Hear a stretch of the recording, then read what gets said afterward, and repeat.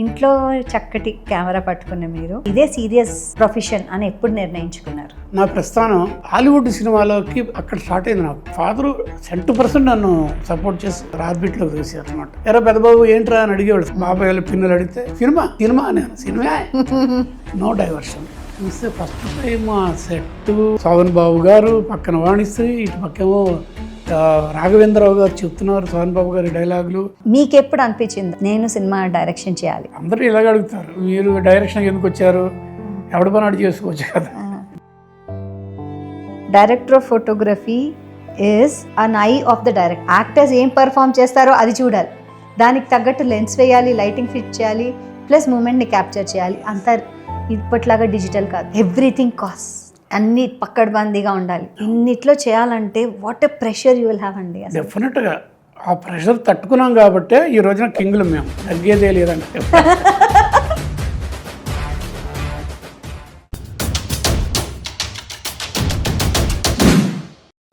Hi, hello, నమస్కారం, ఆదాబ్. Welcome to Gayatri Bhargavi's podcast the Navarasa. నవరసాల్లో అన్ని రసాల్ని అద్భుతంగా కెమెరా మీద చూపించే ఒక మేధావి ఇక్కడ నాతో ఉన్నారని అనాలి. ఎందుకంటే 50 ఏళ్ళ ఆయన ఎక్స్పీరియన్స్ సినిమా ఇండస్ట్రీలో అండ్ 70 years యంగ్ మ్యాన్ అని చెప్పాలి. ఎందుకంటే ఇప్పటి తరాల వాళ్ళకు కూడా సినిమాటోగ్రఫీ గురించి, డైరెక్షన్ గురించి ఆయన పాఠాలు చెప్తున్నారు. He is none other than my very favourite and మా ఫ్యామిలీ పర్సన్ అని చెప్పాలి, ఎంవి రఘు గారు. రఘు గారు నమస్కారం. చాలా చాలా సంతోషంగా ఉంది. కొన్ని వందల సినిమాలకి సినిమాటోగ్రఫీ అండ్ చేసింది 2 సినిమాలైనా డైరెక్షన్, దానికి ఎన్నో అవార్డులని సొంతం చేసుకుని మంచి గుర్తింపుని తెచ్చుకున్న మీరు ఇవాళ ఇక్కడ నా కౌచ్లో కూర్చోవడం చాలా చాలా ఆనందంగా ఉంది. Thank you very very much. 50 years complete చేసుకున్నారు. Hearty congratulations. మీకు ఏంటండి ఇన్స్పిరేషన్ అసలు ఈ కెమెరా మీద? ఏంటి ఆ ఫ్యాన్సీ మీకు? జనరల్ అడుగుతారు, మీ గురువు గారు ఎవరండి? గురువు గారు ఎవరండి? అది గురువు గారు మా నాన్నగారు ఎంఎస్ చెన్నయ్య గారు. ఆయన ఫోటోగ్రాఫర్గా, హాబీ ఫోటోగ్రాఫర్గా ఉండడం వల్ల ఈ రోజున నేను దాని నుంచి కొంచెం ఇది తీసుకొని లీడ్ తీసుకొని సినిమాటోగ్రాఫర్ని అయ్యి. నాన్నగారి దగ్గర ఉండే ఎస్ చిన్న కోడకు బాక్స్ కెమెరా దాంతో చేసి ఆయన చిన్న అవార్డు కొడుకుంటారు ఆ బాక్స్ కెమెరాలో. ఇంట్లోనే ప్రింటింగ్ డెవలప్మెంటు చేసేవాళ్ళు, మేమందరం చూసేవాళ్ళం కూడా. ఎంత తమాషా అంటే మా మదర్ చేస్తారు negative development, contract printing, sisters చేస్తారు, బ్రదర్స్ చేస్తారు. ఆ వయసులో, చిన్న వయసులోనే అక్కడి నుంచి అలాగలాగా స్టిల్ ఇమేజెస్ నుంచి మూవింగ్ ఇమేజెస్కి అది వేరే స్టోరీ. Nice nice. సో ఇంట్లో నాన్నగారు మొదటి గురువు గారుగా అలా మొదలైంది. ఆది గురువు. మీరు డిగ్రీ చేశారు ఇన్ ఫోటోగ్రఫీ. ముందు బిఎస్సి డిగ్రీ, మామూలు బిఎస్సి డిగ్రీ చేశారు. బిఎస్సి డిగ్రీ విజయవాడ ఎస్ఆర్ఆర్ కాలేజీలో ఫినిష్ చేశాను. First year Rajahmundry arts college. దాని నాన్నగారు రైల్వేస్ టీటీ అంటాం కదా, ఆయన ట్రాన్స్ఫర్స్ ఎక్కువ ఉంటాయి. సో రాజమండ్రిలో ఆర్ట్స్ కాలేజీలో డిగ్రీలో ఫస్ట్ ఇయర్ చేశాను BSc. Shifted to Vijayawada SRR and CVR government కాలేజీలో. అక్కడి నుంచి కొంచెం నాకు విండోస్ ఓపెన్ అయినాయి, మైక్రోసాఫ్ట్ విండోస్ లాగా. జంచాల సుతవీరభద్రరావు, సుబ్బరాయ శర్మ, మాధవెద్ది రమేష్, సురేష్, అశ్విని దత్తు మాకు సమకాలికులు అనమాట. అక్కడి నుంచి నేను కొంచెం యాక్టివిటీలు ఇన్ అయ్యా. జంజాల నాటకాలు, ఎవరి నాటకాలు వేసినా టెక్నీషియన్ నేనే. స్టేజీ పెర్ఫార్మెన్స్ తప్పించి అన్నీ నేనే. లైటింగు, సౌండ్ ఎఫెక్ట్స్, ఇంకా వాట్ ఎవర్ అన్నీ నేనే. సో జంజాల గారు మీకు ఫ్రెండ్? బాగా బాసం ఫ్రెండ్. అసలు ఫస్ట్ అతను రాసిన స్క్రిప్ట్ కానించి నేను ఎవ్రీథింగ్ బాగా ఫ్రెండ్, బాగా క్లోజ్. ఆయన తీసిన సినిమాలండి ఎప్పుడు ఏ ముహూర్తాన్ని ఎలా ప్రారంభించారో కానీ ఇప్పటి వరకు వర్తిస్తాయండి. ఎన్నిసార్లు చూసుకున్నా నవ్వుకుని ఎంతో ఆనందంగా ఉంటుంది, ఎంతో కొత్తగా ఉంటుంది. హెల్దీ కామెడీ అండి, వెరీ హెల్దీ కామెడీ, సునిశ్చితమైన హాస్యం. అప్పుడు చెప్తాను, నాకు బాగా ఇష్టమైన మనుషుల్లో బాపు గారు, రమణ గారు కదా. రమణ గారు లాంటి సాహిత్యాన్ని అందించిన నెక్స్ట్ జనరేషన్ వ్యక్తి జంజాల. కంపల్సరీ. ఆయన అసలు ఈ టైంలో ఉన్నట్టు ఎంత బాగుండేదో అని చాలా వెలితి బాగా అనిపిస్తుంది. సో అలా మీరు ఇంట్లో చక్కటి నాన్నగారి ద్వారా కెమెరా పట్టుకున్న మీరు నాటకాల్లో హెల్ప్ చేయడం వరకు వచ్చిన తర్వాత ఇదే సీరియస్ ప్రొఫెషన్ అని ఎప్పుడు నిర్ణయించుకున్నారు? అది చాలా ముందే నిర్ణయింపబడిందండి. ఈవెన్ విజయవాడ, నేను జంజాల వాళ్ళతో డ్రామాలు అన్నీ కాదండి. గుంటూరు, మా నాన్నగారు గుంటూరుకి ట్రాన్స్ఫర్ అయ్యారు. అప్పుడు నేను హై స్కూల్ భీమవరంలో పుట్టడం, అక్కడి నుంచి గుంటూరుకి ట్రాన్స్ఫర్ అవ్వడం, ఇవన్నీ బ్యాక్ స్టోరీస్. అది ఆ హ్యామర్ నేను చేయను. సో గుంటూరులో నాన్నగారు నన్ను లీలామాల్ అనే థియేటర్కి వెళ్ళడానికి అలవాటు చేశారు. మా ఇంటి ముందు నుంచి రిక్షాలు వెళ్ళేవాళ్ళు. ఆయన పార్సల్ ఆఫీసు చీఫ్. ఆ రిక్షాలను ఎక్కి కూర్చునేవాడిని. వాళ్ళకి పార్సల్ ఆఫీస్ వాళ్ళకి బాక్సులు వాళ్ళే పంపిస్తారు కదా, ఫిలిం బాక్సెస్. అవును, అప్పట్లో అందుకని రాయల్ వెల్కమ్ అనమాట. ఒకవేళ థియేటర్ మొత్తం ఫుల్ అయితే ప్రొజెక్టర్ పక్కన చైర్లు వేసి వీళ్ళిద్దరికి చూపించేవాడు. అలాగే నా ప్రస్థానం హాలీవుడ్ సినిమాలోకి అక్కడ స్టార్ట్ అయింది. నాకు తెలుగు సినిమాలు అప్పుడు పెద్దగా పట్టించుకునేవాడిని కాదు. ఇక హాలీవుడ్ సినిమా లీలామాలు గ్రేట్ మూవీస్ అక్కడే చూశాను. టెక్నాలజీ విషయాలు కూడా నాకు తెలియని విషయాలు నాన్నగారు నాకు చోటగా చెప్పారు. అంటే స్టాండర్డ్ సినిమాలు ఉండే సినిమాస్కోప్ అప్పుడు రాలేదు కదా. సినిమాస్కోప్ వస్తున్న రోజులు స్టాండర్డేగా మనం చూసిన cinema black and white standard. ఆ లీలామాల్లో చూస్తున్నప్పుడు గబుక్కున ఇంత అయ్యేది. మళ్ళీ కొన్ని రీల్స్ కొన్ని అయిన తర్వాత మళ్ళీ ఇంత అయ్యేది. నాకు అర్థం కాల. వెనకాల ప్రొజెక్టర్ విండోస్ ఉంటాయి కదా, అద్దాలు ఉంటాయి కదా, అటు చూశాను, అయినా అర్థం కాల. ఆ తర్వాత నాన్నగారిని అడిగా, బాబా అంటాం మేము మా నాన్నగారిని. వాట్ ఈస్ దట్ అంటే, నీకు ఏమర్థం అవుతారో దాన్ని సినిమాస్కోప్ అంటారు అన్నారు. సినిమాస్కోపా, ఓకే. దానికి ఒక లెన్స్ తీసేటప్పుడు వేరే, ప్రొజెక్షన్ అప్పుడు వేరే. అయినా అప్పుడే నాకు నాలెడ్జి స్టార్ట్ చేశారన్నమాట. అలాగా ఆ విషయానికి వస్తే అందుకని ఆదిగురు అన్నాను. ఫోటోగ్రఫీ దగ్గర కాదు, మూవీకి సంబంధించిన నాలెడ్జ్ కూడా is the person who taught me technical details. Already ఆ అవగాహన ఉంది మీకు, అంటే అట్లీస్ట్ ప్రెజెంట్ నాలెడ్జ్ ఉంది. అంటే మీరు ఫిజికల్గా చేశారు కాబట్టి, టెక్నికల్ నాలెడ్జ్ లేకపోయినా అసలు చూసారు కదా ఎలా జరుగుతుంది, ఏం జరుగుతుంది, ఇక్కడ ప్రొజెక్ట్ చేస్తే అక్కడేమవుతుంది, ఆ అవగాహన కూడా ఉండాలి కదా. సో అలా ఉన్నవాడు ఫస్ట్ అవకాశం కోసం, అంటే లేకపోతే నేను ఇదే సెటిల్ అవుతాను, ఇదే నా కెరియర్ అనుకున్నప్పుడు డెఫినెట్గా నాన్నగారు ఎంకరేజ్ చేస్తుంటారు. Because is in love with his camera. ఎందుకంటే నాన్నగారు ఎల్వి ప్రసాద్ గారు అబ్బాయి ఆనంద్ గారు తెలుసు కదా, వాళ్ళందరూ సమకాలిక. నాన్నగారు మెడ్రాస్, ఆవిడలో పుట్టారు, చెన్నైలో చెన్నై కాదు మద్రాసు. అలాగే ఆయనకి సినిమాలో ఇదైతే పెళ్ళైన కొత్తలో ఈ సినిమా వేషాల మీద ఉన్న పిక్చర్ మా తాతగారు కట్ చేశారు. ఆయనగా ఆ టింజ్ ఉంది, సినిమా మీద మోజు ఉంది. ఈయన బొమ్మలు వేస్తారు చక్కగా, చందమామ బొమ్మలు ఎంత బాగుంటుంది అంత బాగా చేసేవాళ్ళు. కొన్ని కళల మీద ఎక్కువ ఉంది అన్నమాట మక్కువ. సో ఆయన నెక్స్ట్ జనరేషన్, నేను కొంచెం ఆ ప్రోన్ టువర్డ్స్ ఆ టెక్నికల్ అండ్ ఫైన్ ఆర్ట్స్ ఉన్నప్పుడు ఆయన ఎంకరేజ్ చేశారు. మా ఇంట్లో మా మదర్ కాదు కానీ మా ఫాదరు 100% నన్ను సపోర్ట్ చేసి తోసారు, ఆర్బిట్లోకి తోసారు అనమాట. ఆర్బిట్లోకి తోసారా? చిన్నప్పుడు ఎక్కడైనా ఫంక్షన్స్లో పెళ్ళిళ్ళు అక్కడిక్కడ ఎవరైనా ఎరా పెద్దబాబు అంటారు నన్ను. ఎరా పెద్దబాబు ఏంట్రా అని అడిగేవాళ్ళు సరదాగా. మా మేనమామలు బాబాయ్లు పిన్నులు అడిగితే సినిమా తెలిసో తెలియదు సినిమా, నేను cinema, no diversion. By God's grace నేను ఏ మాటతో అన్నానో ఏ ఉద్దేశంలో నాకే తెలియదు, అది తప్పకుండా అదే ట్రాక్లోకి వచ్చేసాను. లవ్లీ. సో మొదటి అవకాశం ఎలా అంటారు? అప్పట్లో ఆల్రెడీ ఎవరి దగ్గర అసిస్టెంట్గా చేయాలా? అప్పటి పరిస్థితులు ఎలా ఉండేవి, అవకాశాలు ఎలా వచ్చాయి? అప్పుడు పరిస్థితుల్లో ఫిల్మ్ ఎడ్యుకేషన్ అనేది ఇంతగా లేదు. ఉంది Poona film institute, Adyar film institute, ఏవో కొన్ని ఉన్నాయి. అది ఎంతవరకు అంటే సినిమాలకు వచ్చేవాడు కాదు, గవర్నమెంట్ ఉద్యోగాలకు వెళ్ళేవాళ్ళు. సౌండ్ అండ్ లైట్ అని, ఫిల్మ్ ట్యూషన్ అని, దూరదర్శన్ అలాంటి వాడికి వెళ్ళేవాళ్ళు. ఇలాగా సినిమా మెయిన్ స్ట్రీమ్ సినిమాలోకి వచ్చేది అంతగా లేదు. అక్కడ ఏంటంటే అక్కడ పెద్దవాళ్ళ దగ్గర, అంటే ఆల్రెడీ ఫామ్లో ఉన్న, అది డైరెక్టర్ అవ్వచ్చు, కెమెరామెన్ అవ్వచ్చు, సౌండ్ డిపార్ట్మెంట్ అవ్వచ్చు, ఆర్ట్ డిపార్ట్మెంట్ అవ్వచ్చు. బిగినింగ్లో ఒక అసిస్టెంట్గా మాట్లాడకూడదు. ఆ రోజుల్లో బాయ్ లాగా ఉండేవాళ్ళం మేము. అంత చక్కగా అడుగులకి మడుగులు ఎత్తుతూ వాళ్ళని చూసుకుంటూ, ఒక గురుకుల ప్రస్థానం ఉంటుంది కదా, గురువే దేవుడు అన్నట్టుగా అలాగ చేసుకుంటూ వాళ్ళ దగ్గర నుంచి నేర్చుకున్నాడు. ఇండస్ట్రీలో ఒక మాట ఏంటంటే, ఇప్పుడు ఫిల్మ్ ఎడ్యుకేషన్ మీకు చెప్పడం జరుగుతుంది మాలాంటి వాళ్ళు కదా, అప్పుడు చెప్పడం కాదు, మీరు చూసి నేర్చుకోవాలి. ఆ పర్టికులర్ నేను పనిచేసే కెమెరామెన్ నాకు చెప్పేంత టైం ఉండదు. చేసుకుంటూ పోతా ఉంటే నేను అబ్జర్వ్ చేసుకుని నేను గ్రో అవ్వాలి అంతే. Knowledge, so practical knowledge, observation, అంతే మనకి. అలా అందరూ ప్యారలల్గా నాతో వచ్చినప్పుడు కూడా అలాగే వచ్చారు. ఒకే ఒక పాయింట్లో నేను ఒక పాయింట్ ముందున్నా. ఎందుకంటే నేను డిప్లొమా ఇన్ ఫోటోగ్రఫీ చేశారు 72 to 74 హైదరాబాద్లో చేశాను నేను. నా ఉద్దేశం పూనా ఇన్స్టిట్యూట్కి వెళ్ళి తీరాలి సినిమాటోగ్రఫీ కానీ, కుదరకపోతే అడయార్ ఇన్స్టిట్యూట్ మద్రాస్, అప్పుడు చెన్నై తర్వాత ఇప్పుడు అయింది, రెండు కుదరలా.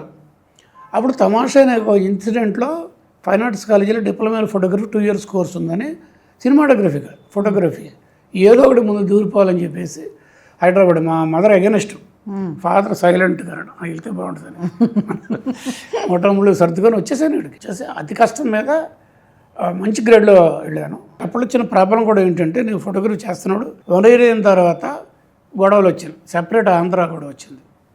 అప్పుడు నేను మళ్ళీ బ్యాక్ టు విజయవాడ వెళ్ళిపోవాల్సి వచ్చింది. అప్పుడు మా నాన్నగారు ఏం చేశారు, 1 year చేసావు కదా, రా స్వామి గారు తీసుకుంటారు, స్వామి గారు పెట్టేస్తాను తీసుకెళ్తాను, ఆయన ఒప్పుకోవాలి. చెన్నై గారు నెక్స్ట్ జనరేషన్ అందరికీ ఎడ్యుకేటెడ్ పర్సన్ కెరియర్ బాగుంటుంది, ఫ్యూచర్లో అంతే ఉంటుంది, మీరు రఘుని 2వ సంవత్సరం కూడా తీసుకురండి, అయిన తర్వాత తీసుకురండి, నేను చూస్తానన్నారు. సరే అయిపోయింది. వెళ్తుంటే నన్ను వెనక్కి పిలిచారు, రఘు ఫస్ట్ ఇయర్ నీకు ఎంత పర్సెంటేజ్ వచ్చింది? 96 వచ్చిందా? 96 అన్నా. ఓకే, నువ్వు సెకండ్ ఇయర్ కూడా 96 కంటే తక్కువ వస్తే నువ్వు నా దగ్గర రావద్దు, అసలు వెళ్ళిపో అని పంపించారు. సరే ఏదో పైన కింద పడి మరి ఛాలెంజ్ చేసినారు కదా, దాన్ని తీసుకున్నా. 98% వచ్చింది. అప్పట్లో మార్కులు ఇవ్వడమే గ్రేట్ సార్. అయిపోయింది, వచ్చాను. స్వామి గారు తీసుకొని వాహిని లోపలికి తీసుకుని వెళ్ళారు నన్ను ఫస్ట్ టైం ఆయన కారులో. అంతకుముందు ఫోటోలు వాటి ఇవి అక్కడ ఎలక్ట్రానిక్ మీడియా లేదు ఆ రోజుల్లో, only print media. Still photographer ఇచ్చి పేపర్లో వచ్చేది, విజయచిత్ర సినిమా రంగాలు అటే ఉండే కదా. అలాంటిది స్వామి గారితో కూర్చొని ఫస్ట్ టైం వాహినిలోకి వెళ్ళి September 20th మొన్న అయింది 1974. September 20న నేను కుడికాయలు పెట్టా ఇండస్ట్రీలో. అంటే 50 సంవత్సరాలు దాటి 51 సంవత్సరాలు ఎంటర్ అయ్యా. Congratulation sir. Thank you. వెళ్ళటం మామూలుగా అలా వెళ్ళి ఒక ఫ్లోర్లోకి స్వామి గారు వెళ్ళారు, మామూలుగా వెళ్ళారు ఆయన, నేను వెనకాల తోకలాగా వెళ్ళిపోయాను. చూస్తే ఫస్ట్ టైం ఆ సెట్టు ఎదురుగుంటా ఆర్టిస్టులు, శోభన్ బాబు గారు పక్కన వాణిశ్రీ, ఇటు పక్కేమో రాఘవేంద్రరావు గారు చెప్తున్నారు శోభన్ బాబు గారి డైలాగులు. ఏమిటో నాకు అసలు డ్రీమ్ అనమాట, డ్రీమ్ కమ్ ట్రూ లాగా ఆ సెట్. ఇటు తిరిగితే సాల్ట్ అండ్ పేపర్తో ఉన్న పెద్ద విన్సెంట్ గారు కెమెరామెన్. చూసేస్తారే అప్పటి నుంచి దిస్ ఈజ్ మై లైఫ్ అని ఉబ్బిపోతున్నా. కానీ అలా జరగలే. స్వామి గారు నన్ను తీసుకెళ్ళి వాహినిలో కెమెరా డిపార్ట్మెంట్లో వాహినిలో పెట్టారు. వాహినిలోనే కెమెరా డిపార్ట్మెంట్లో ఫోకసింగ్ అసిస్టెంట్ పెట్టేశారు. తన దగ్గర తీసుకోవాలా. ఇలా అయిపోయింది, కుంగిపోయాను. ఒక 1 year అక్కడే ఉండమన్నారు నన్ను. ఓకే, అయితే ఆ 1 year అక్కడ ఉండడం వల్ల ఎంత గొప్ప నాలెడ్జ్ గెయిన్ చేశానంటే, అప్పుడు అనుకున్నాను పెద్దవాళ్ళు గొప్పవాళ్ళు అలాగే ఆలోచిస్తారు. తన దగ్గరే తీసుకొని ఉంటుంటే స్వామి గారి దగ్గర, మా గురుగారి దగ్గర నాకు ఆయన స్కూల్ మాత్రమే వచ్చేది, అంతేగా.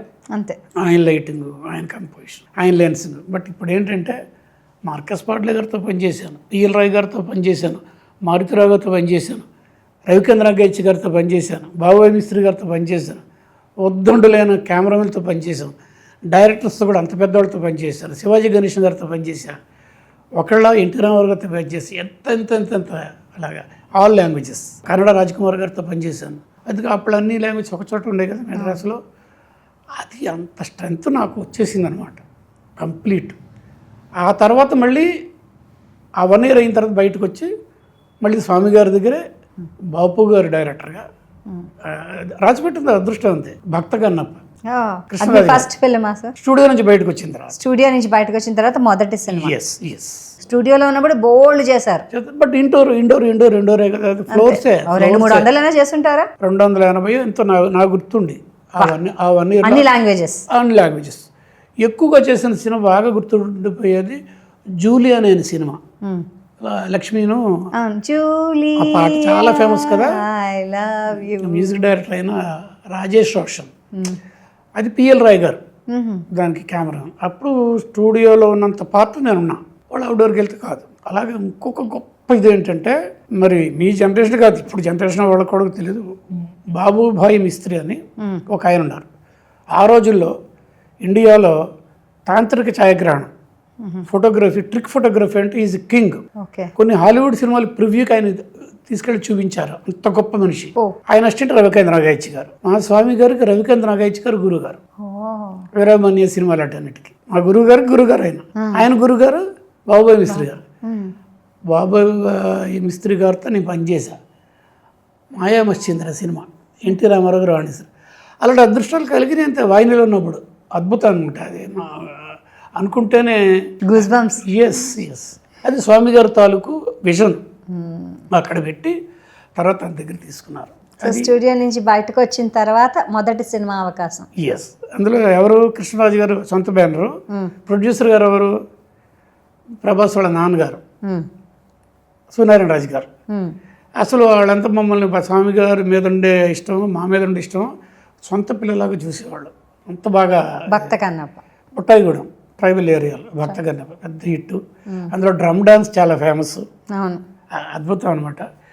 అందులో అప్పటి నుంచే నాకు అంటే టైప్ ఆఫ్ ఏంటంటే క్వెస్ట్ అంటారు అన్నమాట. తెలుగులో ఏంటి క్వెస్ట్, కృష్ణ అలాగలేదు.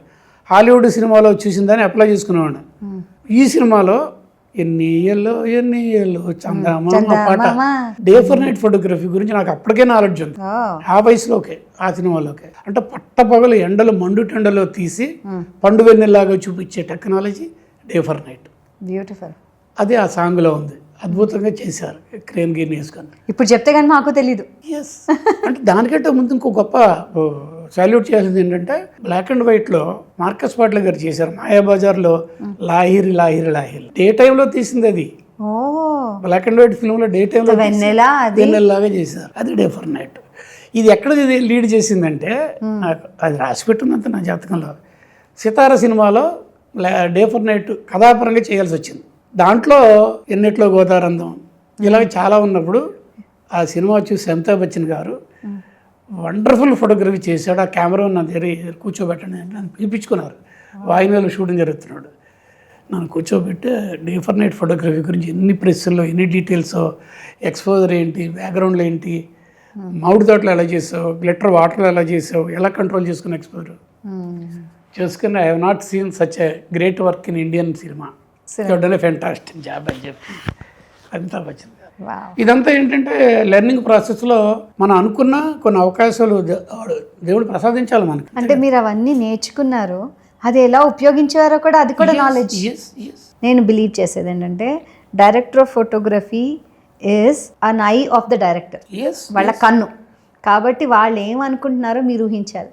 యాక్టర్స్ ఏం పర్ఫామ్ చేస్తారో అది చూడాలి, దానికి తగ్గట్టు లెన్స్ వేయాలి, లైటింగ్ ఫిట్ చేయాలి, ప్లస్ మూమెంట్ని క్యాప్చర్ చేయాలి. అంతా ఇప్పట్లాగా డిజిటల్ కాదు, రీల్. ఎవ్రీథింగ్ కాస్ట్, అన్నీ పక్కడబందీగా ఉండాలి. ఒక బడ్జెట్ కన్స్ట్రెయిన్ ఉంటుంది. ఇన్నిట్లో చేయాలంటే what a pressure you will have అండి. డెఫినెట్గా ఆ ప్రెషర్ తట్టుకున్నాం కాబట్టే ఈ రోజున కింగ్లు మేము.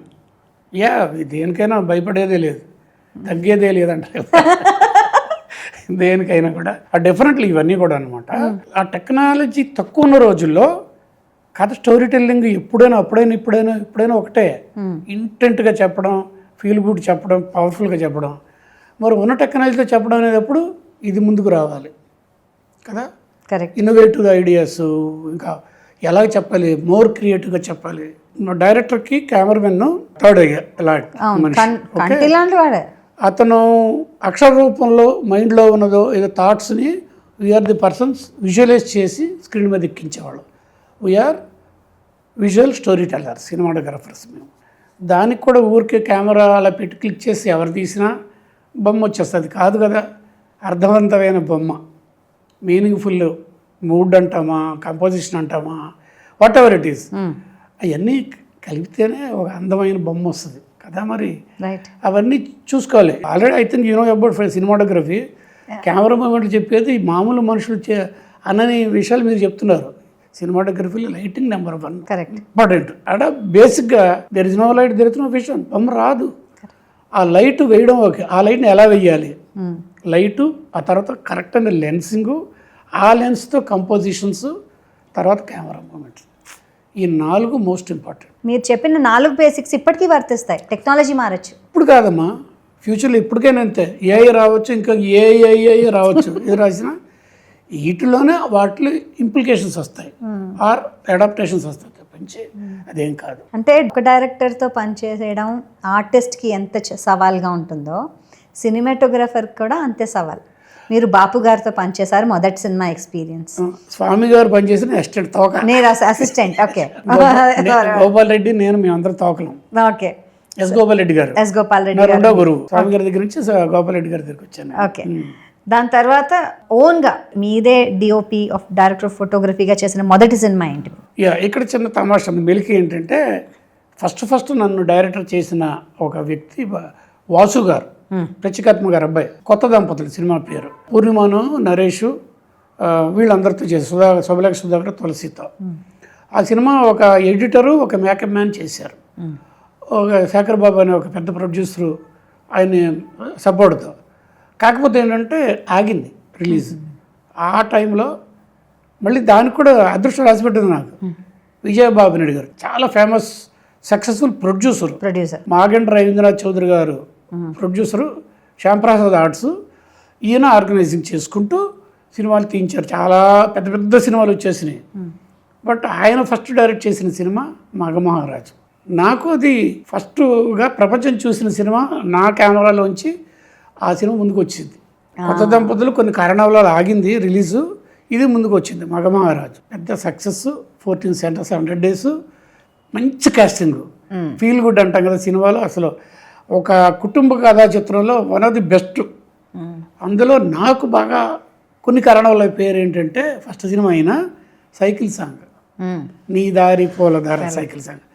దానికి నేను ఇన్నోవేటివ్గా ఆ మైండ్తో సపరేట్గా ఒక రిగ్ తయారు చేయించి ఆ సైకిల్ సాంగ్ క్విక్గా, ఈజీగా మల్టిపుల్ యాంగిల్స్లో పెట్టడానికి సరిపడా నేను ప్లాన్ చేసుకొని బాపునాయుడు గారు డబ్బులు అడిగి తీసుకెళ్ళి ఫౌండరీలో చేయించి దాంతో ఒక ఫుల్ నైట్ 2 days సాంగ్ అయిపోయింది.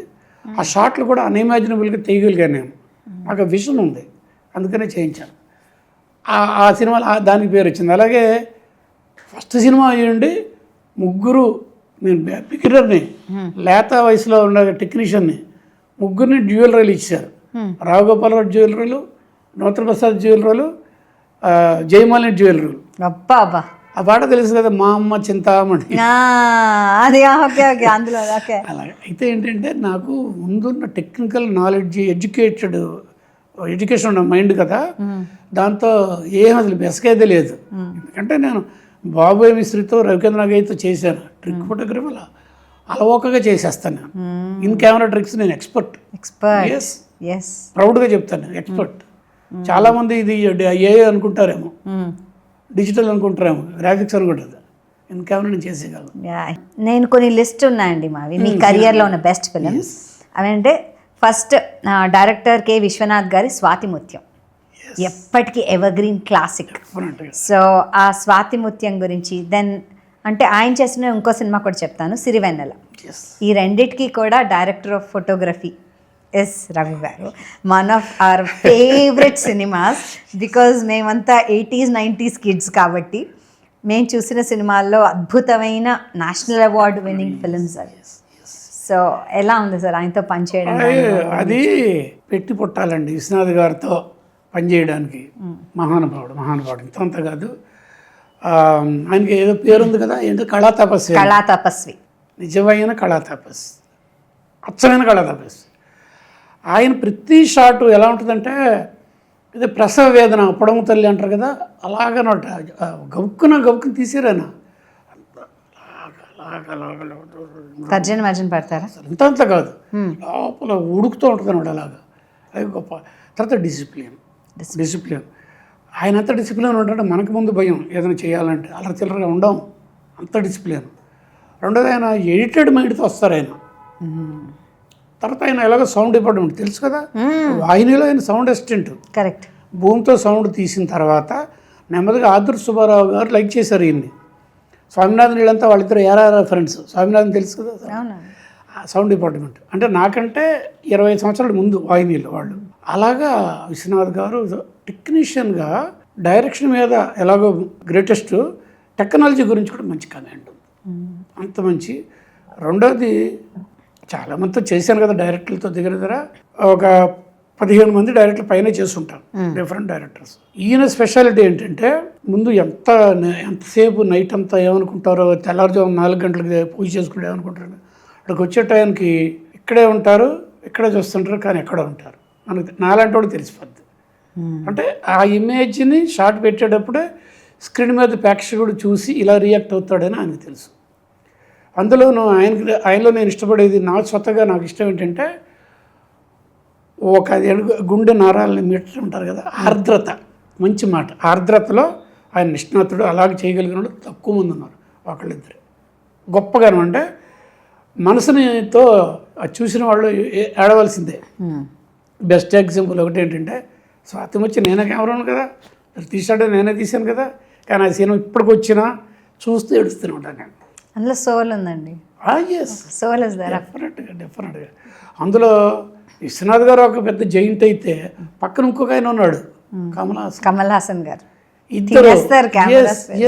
ఇద్దరు పోటీ పడి అసలు అద్భుతమైన సినిమా. ఇప్పటికీ ఎప్పటికీ అది అలాగే వెళ్తుంది. అండ్ అలాగే సిరివెన్నెల కూడా ఇంకొక సూపర్ క్లాసిక్ అసలు. అంటే సంగీతం సాహిత్యం మీద ఆయనకున్న ప్రేమ అంతా కూడా సినిమాల్లో చూపించేశారండి. నృత్యం, అన్ని రకాల ఆర్ట్ ఫామ్స్ని ఎంత అందంగా చూపించారంటే, ఆయన తీసిన ఆ సినిమాల వల్లేమో ఇప్పటికీ సంగీతము, నృత్యం అవన్నీ ఇంకా బతికున్నాయి తెలుగు ఇండస్ట్రీలో అని అనిపిస్తూ ఉంటుంది కదా కదా. ఫిల్మ్ మీడియా అంటే ఇమేజింగ్ మీడియా, ఇమేజ్ అందాం మనం, అది వీడియో ఎలక్ట్రానిక్ అవ్వచ్చు. దాన్ని అంతకుముందు మనం చెప్పుకునేవాళ్ళం, గొప్పవాళ్ళు అది చేశారు సంగీతం గురించి అది అని. ఇది రికార్డెడ్ వెర్షన్ కావాలంటే ఎప్పుడైనా చూసుకోవచ్చు. అంటే నిక్షిప్తం చేశారు కదా గొప్పవాళ్ళు, ఈయన కానీ ఆదిత్య సుబ్బారావు గారు కానీ. మిగిలిన వాళ్ళ సంగతి ఎలా ఉన్నా కళల మీద ఎక్కువగా ఫోకస్ పెట్టి సినిమాని ఒప్పించిన, రంజింప చేసిన గొప్ప డైరెక్టర్ విశ్వనాథ్. ఖచ్చితంగా. ఫోటోగ్రఫిక్గా నా జీవితంలో ఎక్కువగా నాకు ఇష్టమైన, పర్సనల్గా ఇష్టమైంది సితార, తర్వాత సిరివెన్నెల, మూడవది అన్వేషణ. సితార, అన్వేషణ, ఆలాపన ఏప్రిల్ 1న విడుదల, ఇవన్నీ కూడా మీరు వంశీ గారితో చేశారు. పెద్ద వంశీ గారితో. ఆయనది వేరే స్కూల్, అంటే విశ్వనాథ్ గారిది ఒక స్కూల్ అయితే ఈయనది వేరే స్కూల్. ఈయనతో ఎలా అనిపించింది చేయడం? ఆయన టేకింగ్ ఎలా ఉంటుంది? చాలా ఫాస్ట్గా మాట్లాడతారు, క్విక్గా థింక్ చేస్తారని నాకు అనిపిస్తుంది. కానీ వర్క్ వైజ్ ఎలా ఉంటుంది? వర్క్ వైజ్ ఒక విధంగా చెప్పాలంటే అతను యాటిట్యూడ్ ఏంటంటే, అందరిలాగా మనం ఎందుకు ఉండాలని యాటిట్యూడ్. అందరిలాగా ఎందుకు ఉండాలి, లెటర్స్ అవర్ ఓన్ ఐడెంటిటీ. రెండోది, నేను అతని గురించి చాలా సరదాగా కామెడీ చేస్తాను. ఈ ప్లానెట్ ఎర్త్ కాదు అతను, అంగారగ్రహం నుంచి వచ్చిన మేధస్సు అతనిది. అలాంటి మేధస్సు సూపర్. ఆయన చాలామంది డైరెక్ట్ చేస్తారు, చక్కగా పెర్ఫార్మెన్స్ తీసుకున్న ఆర్టిస్ట్ దగ్గర నుంచి కెమెరాకి ఏంటి కావాలో చెప్తారు. కానీ వంశీ లాంటి వాళ్ళు ఒకళ్ళో ఇద్దరు ఉన్నారు ఫోటోగ్రఫిక్ అయి ఉండే డైరెక్టర్స్. అలాంటి డైరెక్టర్స్ ఉంటే మాలాంటి వాళ్ళకి మార్కులు పడతాయి. అదే స్టేట్మెంటు. దర్శకుడు భావుకుడైతే ఛాయాగ్రహుడు కృషి ఫలిస్తుంది. అది నా విషయంలో అక్షరాల 100% కరెక్ట్. వంశీ అనేవాడితో నేను జతకట్టి ఉండకపోతే నాకు ఈ రేంజ్న ఈ మాత్రం గుర్తు వచ్చి ఉండేది కాదు. అతనికి రుణపడి ఉంటాను ఈ విషయంలో పెద్ద వంశీకి. నాకు జీవితం ఇచ్చింది మళ్ళీ బాపిరెడ్డి గారే.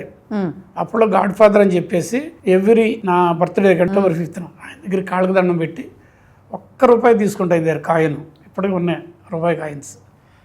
ఆయన దీవించి ₹1 చేతులు పెడతారు, తీసుకెళ్ళి అలాగే ఉన్నారు. బట్ కెరియర్కి వచ్చే టైంకి అవకాశాలు విశ్వనాథ్ గారితో పనిచేయడం సామాన్య విషయం కాదండి.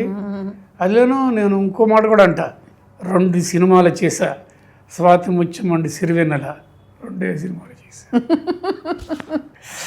సో వంశీ గారు అంటే సితారా మీరు అన్నారు, నా లైటింగ్ గురించి ఒక మంచి ఎక్స్పీరియన్స్ చెప్తున్నారు. డే ఫర్ నైట్ అది.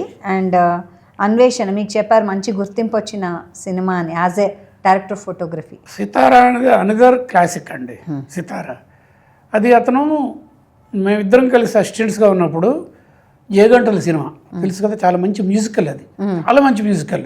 గోటాలని రాజమండ్రి దగ్గర అక్కడ షూటింగ్లో ఉన్నప్పుడు నైట్ అవుట్ చేస్తూ తెల్లారులు రాసుకొని షూటింగ్ హాఫ్ డే ఉన్నప్పుడు ఏదో రాసుకుంటున్నాడు వంశీ. తర్వాత అతను రాసింది ఏంటంటే మహల్లా కోకిల అనే నవల. ఆ నవలే సితార. కరెక్ట్. ఆ సితార్లో అతని ఇన్స్పిరేషన్ వేరే ఉంది. విలియం వైలర్ చేసిన రోమన్ హాలిడే, ఇంకోటి డేవిడ్ లీన్ చేసిన ఇంకో సినిమా, ఇలా ఉన్నాయి. అది నాకు వంశీకి ఆ ర్యాప్ ఉంది, మాట్లాడుకునేవాడు ఆ సినిమాల గురించి, దాని ఇన్ఫ్లుయెన్స్ మా మీద హాలీవుడ్ సినిమాలు ఎంతాను. నేను ఇవన్నీ చిన్నప్పుడే చూశానని చెప్పాను, గుంటూరులో లేదా, మీరు పెద్ద థియేటర్లలో చూశాను. ఇది సితార.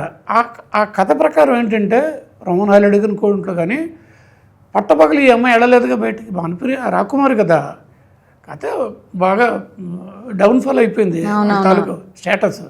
ఆయన కోర్టు కేసు గెలవాలని తిరుగుతున్నాడు శరత్ బాబు గారు. అప్పుడు ఈ అమ్మాయి ఇతని మీద మోజుపడింది, ఏదో అది భానుప్రియ పకట వేషగాళ్ళ గ్రూపులు అందగాడు సుమన్నం. మరి వీళ్ళిద్దరు జత కట్టాలంటే ఏం చేయాలి, రాత్రిపూట ఆ కథ నడపాలి, అంతే కదా స్క్రీన్ ప్లే ప్రకారం స్టోరీ. రాత్రిపూట చేయాలంటే పాసిబుల్లా ఒక చోట ఒక స్ట్రీట్ అయితే లైట్ అప్ చేసుకుంటాను, ఇంట్లో అయితే నైట్ డే చేస్తాను, లోపల ఫ్లోర్లో అయితే డే నైట్ ఏది కావాలంటే ఎప్పుడు కావాలంటే చేస్తాను. బట్ కొండలు గుట్టలు పొలాలు గోదావరి అక్కడ నైట్ ఎలా చేస్తాం? అప్పుడు వంశీకి నేనే చెప్పా, అయ్యా నాకు చాలా ఇష్టమైన టెక్నాలజీ ఒకటి ఉంది, డే ఫర్ నైట్, అది చేయొచ్చు అన్న. ఎలాగా అన్నాడు, చెప్పేలా అలాగా నువ్వు చేస్తాను కాన్ఫిడెన్స్ ఉంటే మనం ప్రొడ్యూసర్ గారిని కూడా ఒప్పిద్దాం అన్నారు. అలాగా దాంట్లో డే ఫర్ నైట్ చేశారా? లవ్లీ. ఏప్రిల్ 1 విడుదల. హిలేరియస్ కామెడీ, మా లోయెస్ట్ బడ్జెట్ మంచి హిట్.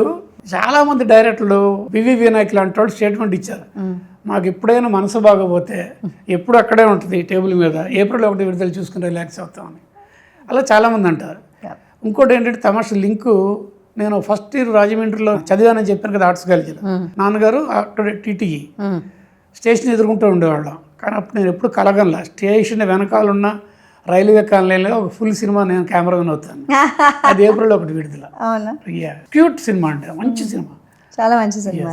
మీకు ఎప్పుడు అనిపించింది నేను సినిమా డైరెక్షన్ చేయాలి, నేను సినిమా చేయాలన్నది ఎప్పుడు ఆ కళ వచ్చింది? అంటే ఐఎమ్ ష్యూర్ అందరికీ ఉంటుంది అది. అందరూ అడిగారు, ఉండడం కాదు, అందరూ ఇలాగ అడుగుతారు, మీరు డైరెక్షన్ ఎందుకు వచ్చారు, ఎవడి పని అడిగి చేసుకోవచ్చు కదా. మాలాంటి వాళ్ళకి ఒక చోట ఆగదు మనసు, ఆకలి ఉంటుందండి. ఎస్, ఫెస్ట్ అన్నాను కదా, తృష్ణ కస్ట్.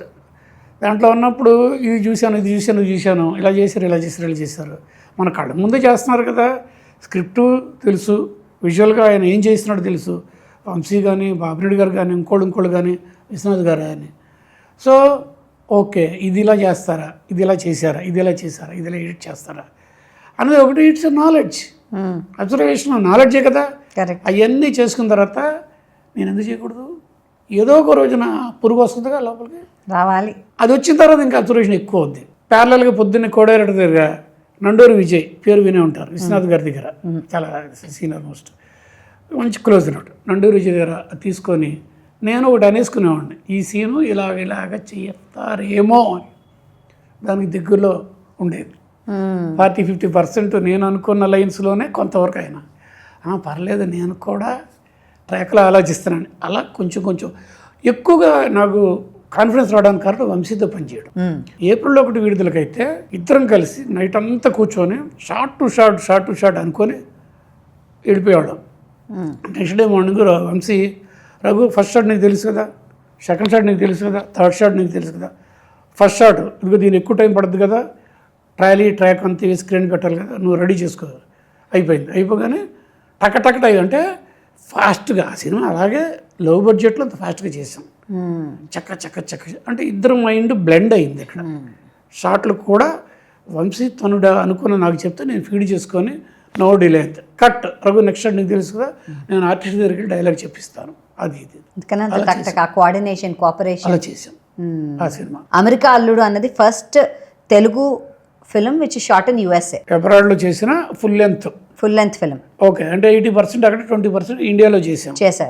ఎస్, దాని ఎక్స్పీరియన్సెస్ షేర్ చేసుకుంటారా? బోల్డ్ అంతండి. అందులో భానుప్రియ, సుమను అమెరికా, నాకు డ్రీమ్ అమెరికా. ఎక్కువ ఇంగ్లీష్ సినిమాలు చూశాను కదా, చికాగో నాకు తెలుసు సినిమాల ద్వారా, అవి తెలుసు ఇవి తెలుసు, వాషింగ్టన్ తెలుసు, DC తెలుసు, అన్నీ తెలుసు. కానీ కంటితో చూడడం కాదు, సినిమాల్లో చూడడమే కదా. కరెక్ట్. రెండవది ఏంటంటే కాలేజీ రోజుల్లో జంజాల మీద తిరిగిన రోజుల్లో నాకు పెన్నే ఉంది, డెస్నీ, నన్ను డెస్నీ అనేవాళ్ళు. వాల్ట్ డిస్నీ తెలుసుగా, వాల్ట్ డిస్నీ నేను పెట్టుకున్నా. నాకు ఎక్కడైనా యాడ్లో మా కాలేజీ గురించి నాటకంలో పెట్టేవాళ్ళం మేము బయట రోడ్డు మీదకి, ఇది జంజాల డైరెక్టర్ ఇలాగా రంగాలంకరణ డెస్నీ అని. అప్పుడు ఫ్రెండ్స్ అనేవాడిని, ఇప్పుడు కుదురుద్ది ఉంటే తెలియదు. Walt Disney great, 36 Oscar awards తీసుకున్న సంస్థ తాలూకు మనిషి వాల్ట్ డిస్నీ.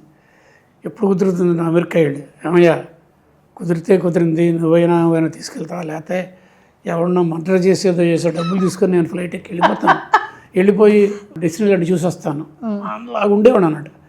అలాడితే అమెరికాలో అద్భుతమైన అవకాశం. డాక్టర్ వేమూరు రమేష్ గారు చికాగోలో సెటిల్ అయిపోయినా ఘంటసాలపాలెం వాళ్ళేవాళ్ళు.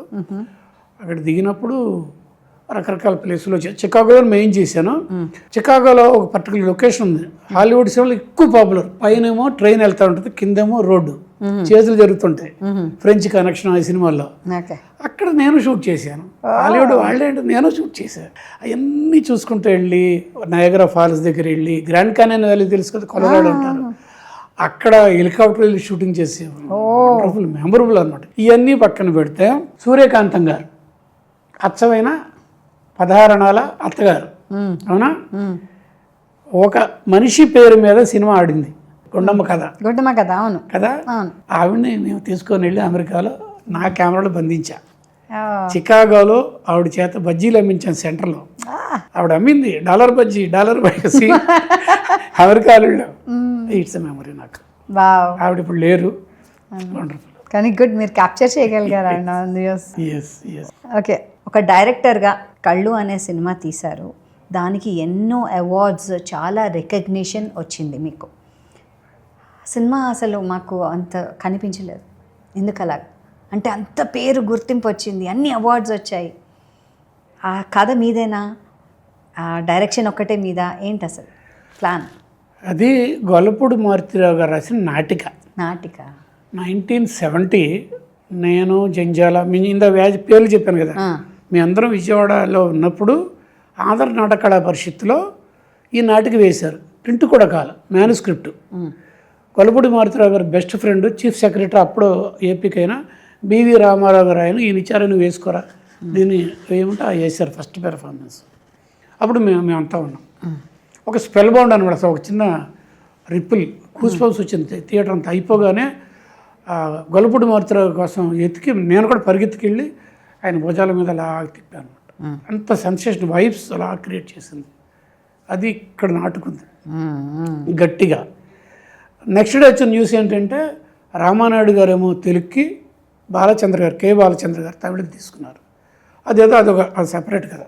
18 సంవత్సరాల తర్వాత ఇటు రామానాయుడు గారు చేయలేదు, బాలచంద్ర గారు ఏదో చేసి కొంత అయిన తర్వాత అది స్క్రాప్ చేసి పక్కన పడేస్తారు. అవునా? యా, ఎందుకంటే గొల్లపూడి మారుతిరావు గారు రాసిన నాటికి 45-50 నిమిషాలు. దాంట్లో ఆయన పీఠిక తర్వాత బుక్ ప్రింట్ అని ఏం రాశారంటే, కవి ఆత్మ ఉంటుంది కదా. ఇప్పుడు మనం ఒక నాయకుడిని ఎన్నుకుంటాం, ఒక ఏదో ఎమ్మెల్యేని ఎమ్మెల్సీని ఏదో 5 సంవత్సరాలు భరించాల్సిందేగా. ఖచ్చితంగా. అంతేనా కదా? ఖచ్చితంగా కదా.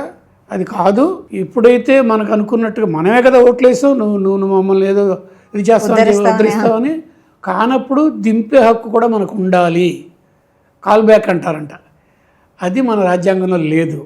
పెద్ద ఆయన పొరపాటున అది పెట్టలేదు, ఇలాంటిది ఉండాలి అని అది వ్యూలో పెట్టుకొని అందరూ కలిసి ఒకటి కళ్ళు తెప్పిస్తే వాడి చేస్తే వాడిని మళ్ళీ బ్లైండ్ అయిపోతాడు. అలాగే రాసుకొచ్చారు ఆయన. అది బాలచంద్ర గారు ఏం చేశారు, నేను ఆయన దగ్గరికి వెళ్ళి సినిమా తీసేందుకు కాళ్ళకు దండం పెట్టి, నేను స్వాతం వచ్చే సిరివెన్నెల కెమెరామెన్గా తమిళనాడులో కూడా బాగా పాపులర్ అయ్యా, నేను వస్తానంటే ఆయన వెల్కమ్ చేసి పక్కన కూర్చోబెట్ట రఘు ఏంటి అంటే ఆయన చెప్పారు, సేమ్ నాటికని రామానాయుడు గారు చేయలేరు, ఈయన మొదలుపెట్టారు.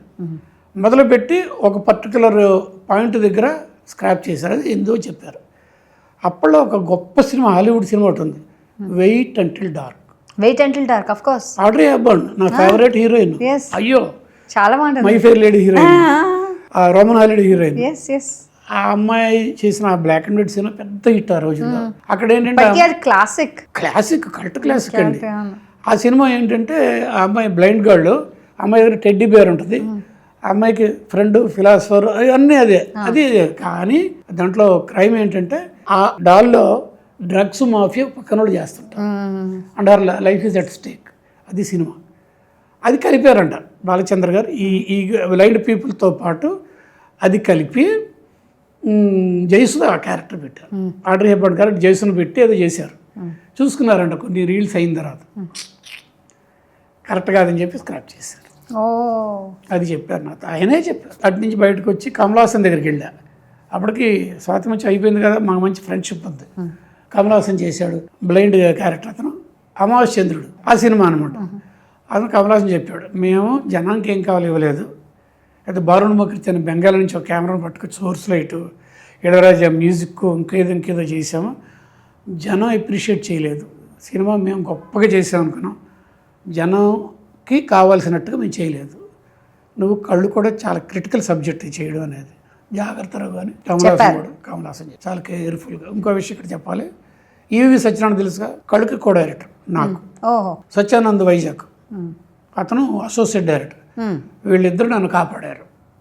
నేను డైరెక్షన్ డిపార్ట్మెంట్ కాదు కదా, మైండ్ సెట్ అటు వెళ్ళింది, కానీ మా డైరెక్షన్ డిపార్ట్మెంట్ చేయలేదు కదా ఒక సినిమా కూడా, ఫస్ట్ సినిమా ఇదే.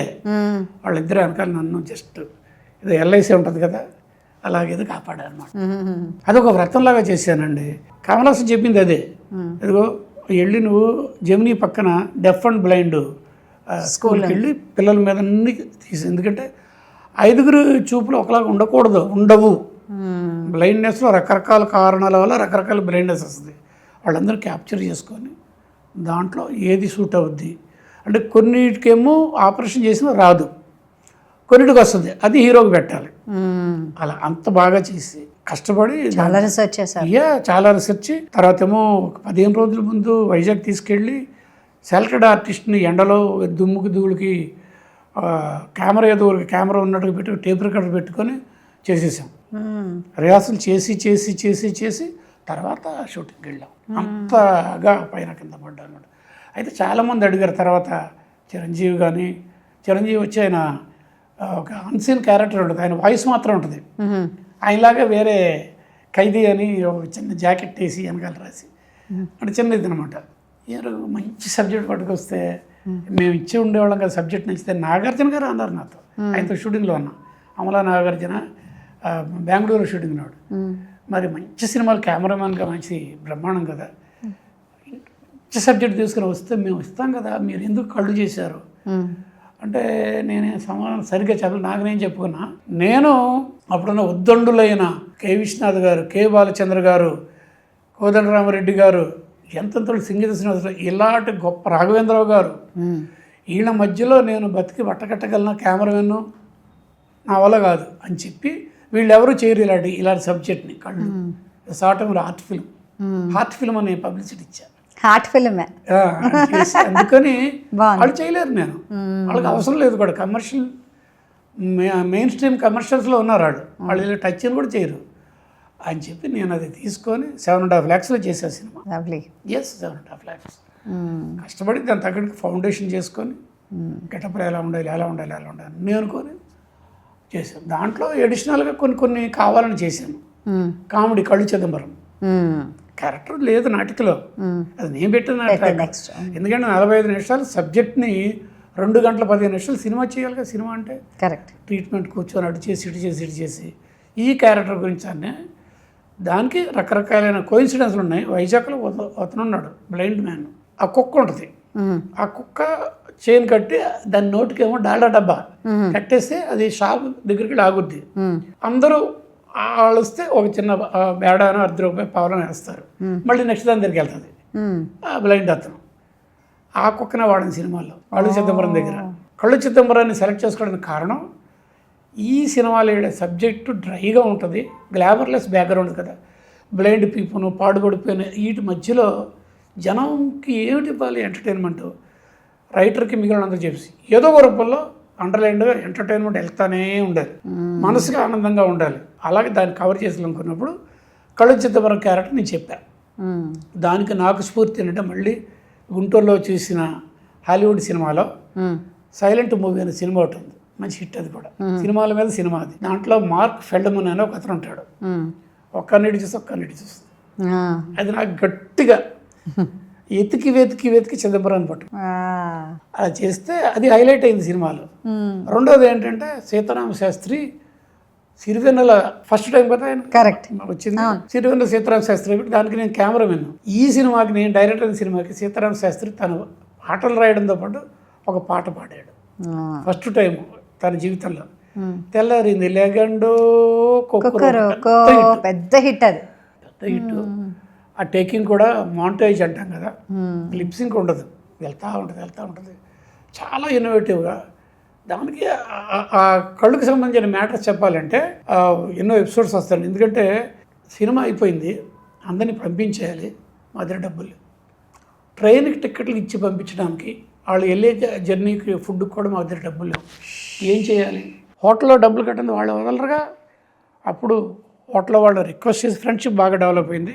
ఇలాంటి సినిమా తీస్తున్నారని చెప్పి వాళ్ళు కొంచెం సాఫ్ట్ కార్నర్లో ఈవి సత్యనారాయణ, నేను సత్యనారాయణ, మీ అందరూ మా వాళ్ళ లగేజ్లు వాళ్ళకి హ్యాండ్ ఓవర్ చేసేసి 2-3 రోజుల్లో మా ప్రొడ్యూసర్లు ఆనంద్, విజయ్ కుమార్ హైదరాబాద్ వాళ్ళు డబ్బులు తీసుకొచ్చేంతవరకు ఇది, బట్ మేము వాళ్ళని పంపించేయాలి ఎందుకంటే మాకు బడ్జెట్ ఎక్కువ వద్దంటే వాళ్ళు మొబిలైజ్ చేస్తారు. వాళ్ళ దగ్గరే 10,000 తీసుకొని, మేము పే చేయకుండా 10,000 తీసుకొని వాళ్ళకి ఇవ్వాల్సిన వాళ్ళకి ఇచ్చేసి ట్రైన్ ఎక్కిచ్చేస్తే, ఆ ట్రైన్ దగ్గర ఆ నెల్లాళ్ళు మాతో పాటు వర్క్ చేసిన వాళ్ళు ఒక 20 సంవత్సరాలకి పెళ్లి చేసిన కూతుర్ని పంపిస్తూ ఉంటే తండ్రి ఎలా ఏడుస్తాడు, నేనే ఏడిచాను. వెళ్ళేవాళ్ళు అసలు ఆ ట్రైన్ దగ్గర వెళ్తూ ఉంటే అందరూ టెలిఫోటోగ్రఫీలో చేతులు అంత టచ్ అనుబంధం వచ్చేస్తుంది కదా, అంత టచ్ ఉంటుంది, అటాచ్మెంట్ వచ్చేస్తుంది. అయితే వాళ్ళని పంపించేసాము, ఇంకా డబ్బులు రాలి. అప్పుడు ఏం చేయాలి? సంక్రాంతి 88 జనవరి 13, 14 కెమెరా ఉంది, శాన్యో ఎర్రగా ఉంటుంది కదా టేప్ రికార్డర్, అందులో ఈ పాట తెల్లారి నెలకొండ పాట వేసుకుని వింటా ఉంటాం. మారుతి ఆమ్ని, దాంట్లో నేను, ఈవి సత్యనారాయణ, కెమెరా, టేప్ రికార్డరు, ఒక డ్రైవరు, ఇంకెవరైనా అసిస్టెంట్ ఉంటే వెళ్తూ ఉండేవాళ్ళం. మా ఇంట్లో ఏదో ఉండేది, ఆపండి అని కప్పుకునేలా షాట్, మళ్ళీ ఆపండి ఈ షాట్, అవన్నీ కూడా డాక్యుమెంటరీ స్టైల్లో తీసాను. అవన్నీ ఎడిటింగ్ రూమ్లో షేప్ వచ్చింది. నేను ఎందుకు తీస్తున్నాను కో డైరెక్టర్కి తెలియదు, కెమెరామెన్ నేనే కెమెరా అనుకోండి. అలాగా దాన్ని ఆయన అంత బాగా పాడాడు. మ్యూజిక్ ఎవరు తెలిసిన కళ్ళుకి బాలసుబ్రహ్మణ్యం గారు. బాలసుబ్రహ్మణ్యం గారా? నటించారు కూడా, సినిమాలో ఆయన పాత్ర ఉంది యాజ్ బాలసుబ్రహ్మణ్యం గారు.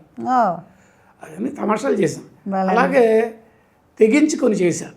ఓ తమాషా అయినది, క్యాబరే పెట్టా, క్యాబరే వాళ్ళని పట్టుకొచ్చా. మెడ్రాస్ నుంచి వాళ్ళు వచ్చారు, ఒక బార్ అండ్ రెస్టారెంట్లో వైజాగ్లో ఉన్న దాంట్లో అతన్ని రిక్వెస్ట్ చేస్తే వాళ్ళు కూడా ఒప్పుకున్నారు, వాళ్ళు ఫ్రీగా చేశారు. వాళ్ళు ఆ సాంగ్ల మీద చేసి అలాగా నెమ్మదిగా జనానికి ఎంటర్టైన్మెంటు, ఆర్ద్రత కూడా చేసి అది బ్రహ్మాండ సక్సెస్. అంటే ఒకటి రెగ్యులర్ మెయిన్ స్ట్రీమ్ సినిమాలు ఆడేది కాదు. ఫస్ట్ 7 కాపీస్తో రిలీజ్ అయింది, తర్వాత 12 ప్రింట్లకు వెళ్ళింది, 4 సెంటర్ డేస్ నూనె shows 4 centres 100 days. Yes, main stream cinema range కాదు. కానీ వైజాగ్లో అయితే 2 థియేటర్లో రిలీజ్ చేశారు, లీలామహల్లోను ఇంకొక దాంట్లో. మేము ఒక చోట ఉన్నాం. మా ప్రొడ్యూసరు మన సినిమాకి జనమే వస్తారు ఇలాంటి సినిమాకి అని చెప్పి హోటల్ నుంచి అక్కడికి వెళ్తే తోసుకుంటారన్నమాట. అసలు క్రౌడ్ ఎంత ఉందని. దానికి ఏంటంటే నేను పబ్లిసిటీ అలా చేశాను. ఒక 10 రోజుల ముందు నుంచి మొదలుపెట్టాను పేపర్ పబ్లిసిటీ. ఫస్ట్ ఎవరంటే నాకు పబ్లిసిటీలో సినిమా గురించి బాగా పొగిడింది ఎల్వి ప్రసాద్ గారు, ది గ్రేట్ ఎల్వి ప్రసాద్ గారు. నెక్స్ట్ ఎన్టీ రామారావు గారు, బాలచంద్ర గారు, బాపు గారు, ఇలాగ అందరిని తీసుకుని వచ్చి లాస్ట్ రిలీజ్ అయిన రోజేమో చిరంజీవి, ఒక ముందు రోజు బాలకృష్ణ. దాంతో విరగబడ్డారు జనం. Publicity important. Yes, paper publicity. అప్పుడు మా ప్రొడ్యూసరు ఆనంద్ అనే అతను ఆ సంఘం శరతలో సంఘంలో అక్కడ చేస్తే ఏడుస్తున్నాడు. ఎందుకు ఏడుస్తున్నాడు? మన సినిమాకి ఎంతమంది జనం, ఇలా నేను అనుకోలేదు. కళ్ళ నీళ్ళు పెట్టేసాడు. సినిమా టెక్నికే కాదు, దాన్ని ఎలా పబ్లిసైజ్ చేసుకోవాలి తెలియాలి, ఎలా అమ్ముకోవాలి తెలియాలి, ఇవన్నీ కూడా తెలియాలి. పెళ్లి చేసినంత మాత్రం సరిపోదు, అత్తారింటికి పంపించాలి, థియేటర్స్కి డిస్ట్రిబ్యూషన్, ఎగ్జిబిషన్, ఇవన్నీ చాలా కష్టం. మీరు ఇన్ని సినిమాలకి సినిమాటోగ్రఫీ చేశారు, డైరెక్షన్ చేశారు, ఇన్ని చేశారు, and you are an honoured celebrated DOP till date. Okay, మీకున్న కొన్ని మేజర్ ఆనర్స్ కూడా నా దగ్గర ఉన్నాయి. ఇంటర్నేషనల్ ఫిల్మ్ ఫెస్టివల్ ఇండియా గోవాలో ఒక జ్యూరీ మెంబర్గా, దెన్ ఆస్కర్ అవార్డ్స్ కమిటీ 23కి జ్యూరీ మెంబర్గా, and honorary president for Telugu cinematographer association. ఇవన్నీ ఇలాగా KV Reddy director of the year award కూడా వచ్చింది మీకు. కళ్ళు సినిమాకి Filmfare award as director, Filmfare award as director. Yes, Nandi awards సొంతం చేసుకున్నారు, అఫ్ కోర్స్ రకరకాల సినిమాలు. What is the kind of responsibility? Introduction ఒకటే. ఆస్కర్ అవార్డ్స్ జ్యూరీలో ఉన్నాను కదా, 23 ఇండియా మొత్తానికి 14 మంది వచ్చి, అందులో నేను తెలంగాణ అందరూ కలిపి తెలుగు సినిమాకి నేను జనాలు పెట్టారు.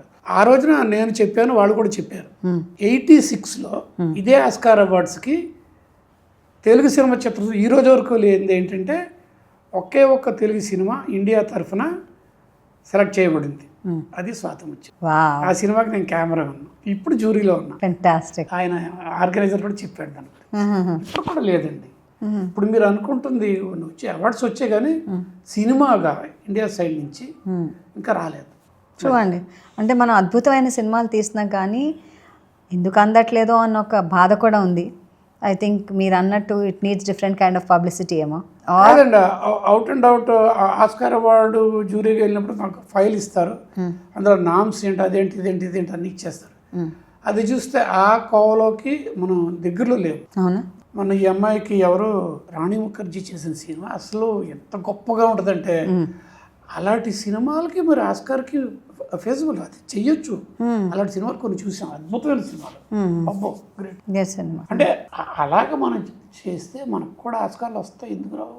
మనం తెలిసి తెలియకుండా mass cinema or main stream cinema మోజులోంచి ఇంకా బయట మనకు పూర్తిగా రాలేదని నా పర్సనల్ అభిప్రాయం. డెఫినెట్గా ఆస్కర్ రావాలంటే కొన్ని దానికి కండిషన్స్ అండ్ నార్మ్స్ ఉన్నాయి, అవన్నీ ఫుల్ఫిల్ అవుతే కానీ మనం అక్కడికి ప్రవేశం పెట్టలేం. వన్ థింగ్ మళ్ళీ మర్చిపోకూడదు, రాజమౌళి మరి ఆయన తాలూకు అటెంప్ట్ వల్లే కదా మనకు కొన్ని ఆస్కార్ అవార్డు వచ్చాయి. Correct, great. ఆ దగ్గరలోకి వెళ్ళాక కొన్ని ఆస్కార్లు తెచ్చుకున్నాం.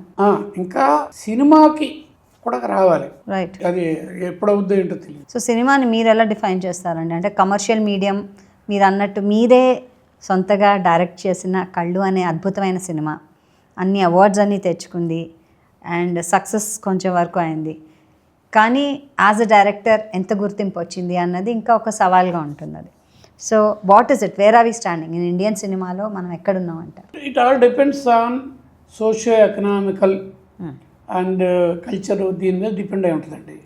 వాళ్ళు అక్కడ సొసైటీ ఉంటుంది కదా, ఆస్కార్ అవార్డ్ సొసైటీ, వాళ్ళ తాలూకు ఎన్ని వేల మంది మెంబర్స్, వాళ్ళు how they look at us. ఒక ఇండియన్ సినిమా అంటే సాంగ్స్ ఉంటాయా, అది ఉంటుందా, అక్కడికి వెళ్తున్నా పెద్దగా ఉండవు. అలాగే ఇలాంటి ఫ్లైట్లు ఉంటాయా, ఇలాంటి ఓవర్ కామెడీ ఉంటుందా, ఏదో ఉంటుందా, అలా కాదుగా. సో అవన్నీ కూడా చేస్తే ఇక్కడ సినిమా ఆడదు, ఆ యాంగిల్ వెళ్తే సినిమా ఆడదు. అయితే మరి రాజమౌళి లాంటి గ్రేట్ టెక్నీషియన్స్ దగ్గరలో ఉన్నారు, సినిమాకి ఆస్కార్ అవార్డు తెచ్చుకోగలిగిన దమ్మున్న టెక్నీషియన్, దమ్మున్న డైరెక్టర్. బట్ ఇంకా కొంచెం దూరంలో ఉన్నాం. మ్యూజిక్ వచ్చేసింది కదా, లిరిక్ వచ్చేసింది కదా, కొరియోగ్రఫీకి వచ్చేసింది కదా. ఇంకో విషయం, ఫస్ట్ ఆస్కార్ ఎవరికి తెలిసిన ఇండియాలో వచ్చింది? ఫస్ట్ ఆస్కార్ తీసుకొచ్చింది ఒక లేడీ, భాను అథయ్య. ఇండియన్గా ఆస్కార్ అవార్డు తీసుకుంది. సినిమా మాత్రం ఇండియన్ది కాదు, కో ప్రొడక్షన్, ఎన్ఎఫ్డిసి కో ప్రొడక్షన్. రిచర్డ్ ఎటన్బరో డైరెక్ట్ చేసిన గాంధీ. గాంధీ, ఎస్. గాంధీకి ఆస్కార్ ఆవిడే, భాను అథయ్య. ఇండియన్ ఆస్కార్ ఫస్ట్ తర్వాత వచ్చినాయి అనుకోండి.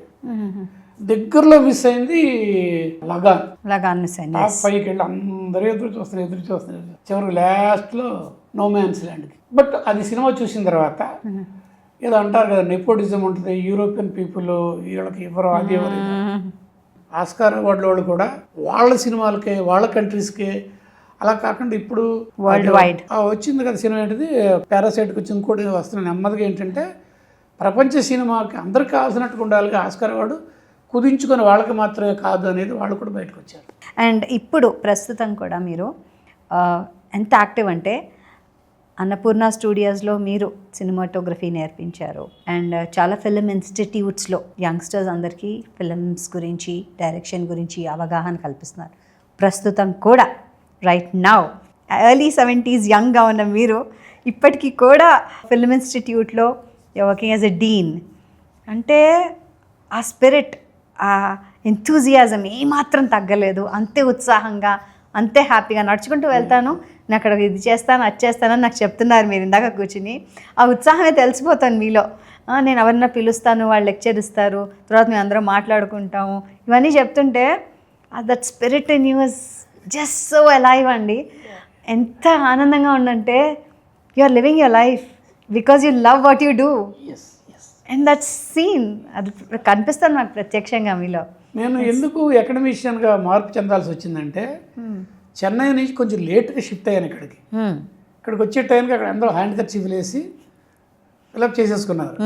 అది రియల్ ఎస్టేట్ అమౌంట్లు, వాళ్ళు ప్రొడ్యూసర్లు ఏదో రకరకాలుగా. నేను వచ్చే టైంకి ఆల్మోస్ట్ డోర్స్ అన్ని క్లోజ్ అయిపోయినాయి. అప్పుడు it become very difficult to run the family. అప్పుడు భిక్షు గారని కళ్ళులో ఒక క్యారెక్టర్ ఇస్తారు ప్రొఫెసర్, ఇది మన సెంట్రల్ యూనివర్సిటీలో. అవును, ఆయన నన్ను తీసుకొని వెళ్ళి సెంట్రల్ యూనివర్సిటీలో తెలుసండి, నేను అదే యూనివర్సిటీ ఎంఏ వాళ్ళకి పెర్ఫార్మింగ్ ఆర్ట్స్ వాళ్ళకి సరోజినీ దేవి స్కూల్ ఆఫ్ పెర్ఫార్మింగ్ ఆర్ట్స్ కదా యూనివర్సిటీలో, వాళ్ళకి నా చేత ప్రిజర్వింగ్ ఫైన్ ఆర్ట్స్ అంటే డయింగ్ ఆర్ట్స్ అది ఏదో what ever it is videography అని మొదలుపెట్టారు. Preserving fine art. మనమేమో నెమ్మది సినిమాలు కూడా చెప్పేసాం, గ్లామరైజ్ చేసాం. అక్కడ తీసుకొని ఐ స్టార్టెడ్ ఎంజాయింగ్ టీచింగ్. రెండు పిల్లలు కూడా నేను మామూలుగా చెప్పనుగా నా సినిమా ఎక్స్పీరియన్స్ కలుపుతా. విశ్వనాథ్ గారితో ఏంటి, కమల్ హాసన్ ఏంటి, ఓల్డ్ గెటప్ ఏంటి, ఇదేంటి అదేంటి, అండ్ తక్కువ డైలాగులు ఎక్కువ పెర్ఫార్మెన్స్ చేసి కమల్ హాసన్ డామినేట్ చేసిన రాధిక స్వాతిముత్యంలో, ఇలాగ ఇవన్నీ చెప్పుకుంటా వచ్చి ఇక అక్కడ నుంచి next Ramoji film city raft దానికి వెళ్ళాను, హెచ్ఓడి సినిమాటోగ్రఫీ. మళ్ళీ వంశీ సినిమా వస్తే ఇటు వచ్చాడు సినిమా కోసం, అక్కడ రిజైన్ చేసి వంశీ సినిమా మళ్ళీ ఖాళీ ఉన్నప్పుడు మళ్ళీ రామానాయుడు గారు వాళ్ళు పిలిచారు, మళ్ళీ ఆయనకు వచ్చాను. 1-2 సినిమాలు చేశాను. మళ్ళీ వెళ్ళటానికి అన్నపూర్ణలో చేస్తున్నప్పుడు నాగార్జున గారు, అమల గారు ఎంత చక్కగా ఆవిడ వాళ్ళందరూ ఇలాంటి ఇంత ఎక్స్పీరియన్స్ వాళ్ళు రావడం చేసి బాగుంది. కానీ కోవిడ్ వచ్చి అడ్డుపడి కొన్నాళ్ళు 1 సంవత్సరంన్నర ఎంతవరకు ఉన్నాను కూడా. కోవిడ్ వచ్చింది, నెమ్మది మా ఇంట్లో వాళ్ళు వద్దనేసారు. ఇంట్లో ఇప్పుడు చేస్తున్న film and television institute of Hyderabad, Srinagar colony main road, Uday Kiran గారండి, ఆయన నాకు ఫ్రెండ్, బెజవాడ. ఆయన నా వర్క్షాప్లో 1-2 సార్లు చూసి అప్పుడు నేను అన్నపురం నుంచి వచ్చేసి ఇంటి దగ్గర ఉన్నాను. చెప్పారు నడిచి వస్తానని, ఆ డిస్టెన్స్ వచ్చి మీరు రండి అని చెప్పి గెస్ట్గా పిలిచారు. నెమ్మదిగా సాగి మీరు హెచ్ఓడి కాదండి, నేను అలా కాదు, I want you be our dean అన్నారు. అలాగే ఇప్పుడు రెండోది ఏంటంటే అది ఎందుకు నేను అది ఎక్కువగా ఇష్టపడతానంటే యూత్తో కలిస్తే మీరు కూడా ఎనర్జెటిక్గా ఉంటారు. That's what I believe.